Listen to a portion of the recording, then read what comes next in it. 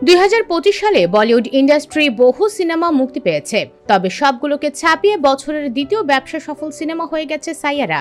নতুন দুই মুখ, গান ও রোমান্টিকতায় অন্যান্য সিনেমাদের হারিয়ে দিচ্ছে মোহিত সুরির সিনেমাটি। 9 দিন আগে মুক্তি পায় সাইয়ারা সিনেমা, তবে মুক্তির আগ থেকেই সিনেমাটি নিয়ে সোশ্যাল প্ল্যাটফর্মগুলোতে হাইপ ওঠে, যার প্রভাব পড়ে হলগুলোতে।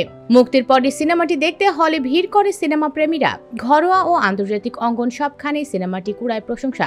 সাইয়ারায় মুখ্য চরিত্রে অভিনয় করেছেন আহাম পান্ডে, তার বিপরীতে রয়েছে অনিত পাদা।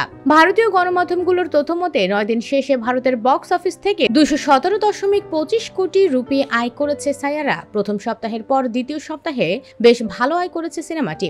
গত শনিবার সিনেমাটি আয় করে 26.5 কোটি রুপি, যা শুক্রবারের তুলনায় 50% বেশি। গত শুক্রবার সিনেমাটি 18 কোটি রুপি আয় করেছিল।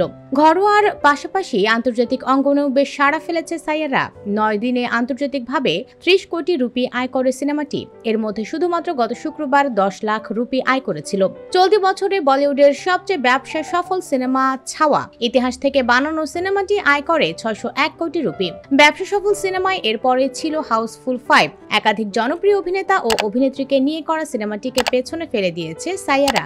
মুক্তির প্রথম 8 দিনের আয়েই হাউসফুল 5 কে পেছনে ফেলে সিনেমাটি।